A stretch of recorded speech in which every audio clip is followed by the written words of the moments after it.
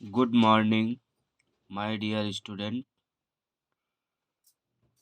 आज फिर एक नए वीडियो के साथ दुर्गा प्रसाद ड्राइंग चैनल में आपका स्वागत है। बहुत सारी बातें न करते हुए सीधे चलते हैं अपने प्रश्नों पर। ठीक है प्यारे बच्चों, पहला प्रश्न कह रहा है सममिति चित्र बनाने से पूर्व कौन सी रेखा पहले खींचते हैं। तो इसमें जो है कि ये आधार रेखा पहले खींची जाएगी। ठीक है प्यारे बच्चों, आधार रेखा पहले खींची जाएगी। ठीक, ये आधार रेखा। अगला प्रश्न है किसी भी सममित दृश्य में एक साथ कितनी विमाएं होती हैं। तो एक साथ 3 विमाएं होती हैं। ठीक है, एक त्रिभुज का क्षेत्रफल उसके आधार और यहाँ आकार गलत हो गया है, आधार होना चाहिए। ये आधार, यहाँ आधार और ऊंचाई के गुणनफल का कितना भाग होगा। तो ये आधा होगा। ठीक, अगला है त्रिभुजाकार प्रिज्म के कितने पार्श्व यानी फलक होते हैं। तो त्रिभुजाकार प्रिज्म के 5 फलक होंगे। ठीक है, 2 त्रिभुजाकार और 3 आयताकार।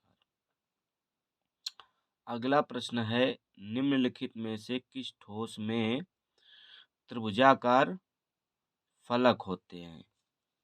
घन में होते हैं कि पिरामिड में कि प्रिज्म में कि शंकु में। तो शंकु और घन तो बिल्कुल गलत है, पिरामिड और प्रिज्म में आपको चयन करना है। तो इसमें पिरामिड सही होगा। अगला प्रश्न है एक घन में कितनी कोरें होती हैं। तो एक घन में 12 कोरें होती हैं। ठीक है प्यारे बच्चों। अगला प्रश्न है यदि बेलन का एक सिरा वृत्ताकार है तो दूसरा सिरा होगा। तो दूसरा सिरा भी आपका वृत्ताकार ही होगा। अगला प्रश्न है एक आयताकार कमरे में कितने ऊर्ध्वाधर फलक होते हैं। ऊर्ध्वाधर मतलब उठे हुए। तो 4 दीवारें होती हैं एक कमरे में। ठीक है प्यारे बच्चों। तो अगला जो सही होगा आपका इसमें ये वाला सही होगा। ठीक है,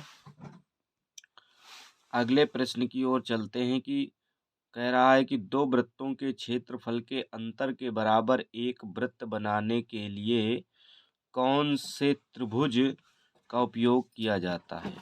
तो इसमें डी नंबर सही होगा, समकोण त्रिभुज।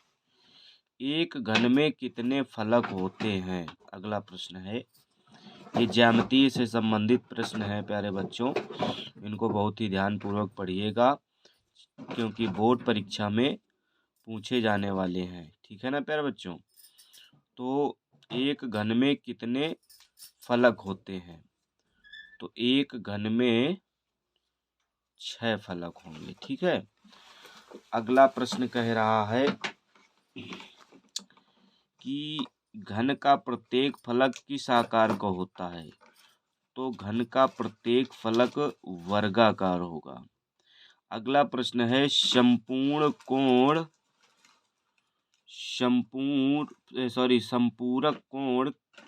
होता है।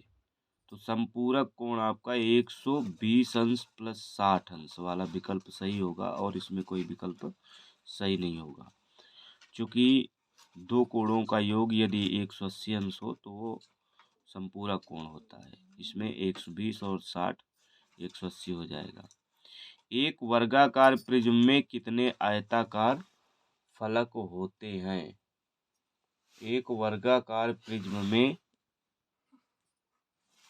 अगला प्रश्न है एक वर्गाकार प्रिज्म में कितने आयताकार फलक होते हैं। तो वर्गाकार प्रिज्म में 4 आयताकार फलक होंगे। ठीक है, अगला प्रश्न कह रहा है किसी घड़ी में छोटी सुई 5 पर हो तथा बड़ी सुई 12 पर हो तो इन दोनों सुइयों के बीच बनने वाला कोण कौन सा होगा। तो इसमें अधिक कोण इज द राइट आंसर, मतलब अधिक कोण सही होगा। अगला प्रश्न है निम्नलिखित में से किस ठोस में आयताकार फलक होते हैं। तो घन में होते हैं कि शंकु में कि समपार्श्व में कि प्रिज्म में। तो prism is the right answer, यानी प्रिज्म वाला सही होगा। अगला प्रश्न कह रहा है कि एक आकृति के बराबर दूसरे आकृति बनाने का अर्थ है दूसरी आकृति को क्षेत्रफल में समान बनाना। ये सही होगा, ए नंबर। अगला प्रश्न है किसी चतुर्भुज में सभी आंतरिक कोणों का योग होगा। किसी चतुर्भुज में सभी आंतरिक कोणों का योग जो है 4 समकोण होगा। अगला प्रश्न है किसी त्रिभुज के बहिष्कोणों का योग होगा 4 समकोण। ठीक, इसमें भी 4 समकोण सही होगा। अगला प्रश्न है 1 डेसीमीटर में कितने मिलीमीटर होते हैं। तो 1 डेसीमीटर में 10 सेंटीमीटर और 1 सेंटीमीटर में 10 मिलीमीटर होते हैं। पटरी में 1 सेंटीमीटर में देखिएगा 10 छोटी छोटी लाइनें होती हैं, वो मिलीमीटर है। ठीक है, तो 10/100 यानी आपका ये वाला सही होगा।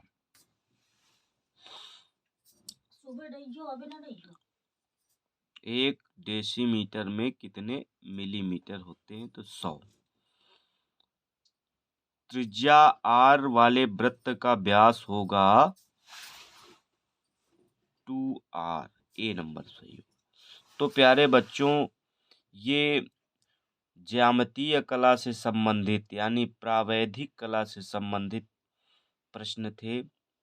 इन प्रश्नों का रिवीजन कर लीजिएगा वीडियो देख करके।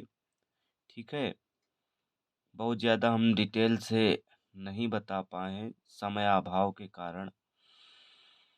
तो आप 1-2 बार वीडियो देखिएगा तो आपके दिमाग में ये प्रश्न चढ़ेंगे, जो कि बोर्ड परीक्षा के लिए बहुत ही महत्वपूर्ण है। ठीक है ना प्यारे बच्चों।